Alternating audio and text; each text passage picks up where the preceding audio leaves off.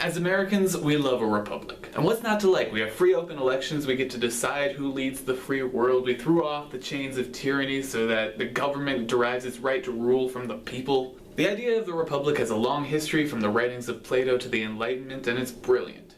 It's a brilliant plan.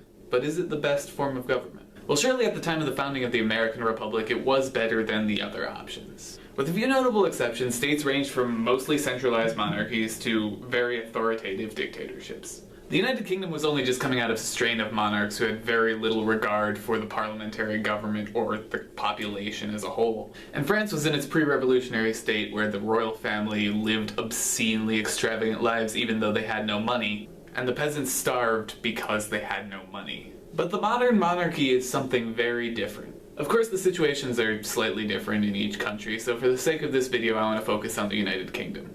For many Americans, and indeed some Brits, the idea of having a royal family just seems outdated and absurd. I mean, just look at those ornate carriages, those gigantic parades, and extravagant castles. I mean, surely money could be spent on something more productive. Ignoring the fact that the average UK citizen's taxes would actually go up if they were to abolish the royal family, which you can find out more about in this CGP Grey video. Believe it or not, the Queen and all her descendants actually serve a very real purpose. In a presidential republic, the roles of both the head of state and the head of government are invested in one person, the president.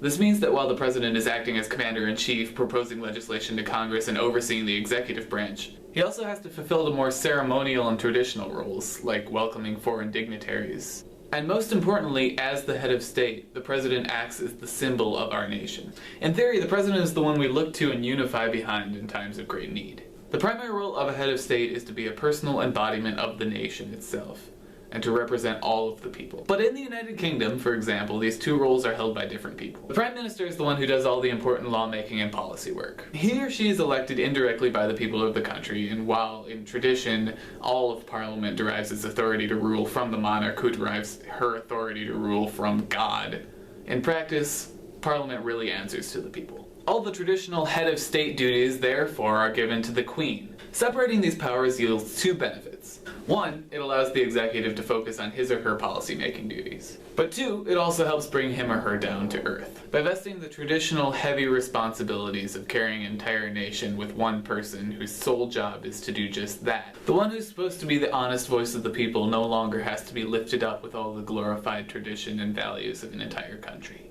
But surely the royal family is absurd. Isn't it against democratic values to elevate one family above every other? France is a republic with a prime minister and a president. The prime minister fulfills the duties much the same way as the prime minister of the United Kingdom does, and the president fulfills the duties of the head of state. But oddly enough, this republican system does have one shortcoming when compared with the royal family, and that is that the head of state is politicized. With a president elected directly by the people, it is almost guaranteed that 50% of the nation will not align with him or her. And that kind of runs contrary to the entire purpose of a head of state, which is to be a unifying and leading figure for an entire nation of people. The royal family, while bizarre, outdated, and admittedly not very egalitarian, is actually a pretty decent mechanism to ensure that the head of state remains a symbol of the entire nation. I'm not saying that the United States should return to a monarchical system of government. That would require massive overhauls and probably wouldn't be very popular. But often we're blinded into thinking that our way of life is the best in the world, that the republic is always better than the monarchy in every way, and that simply isn't the case.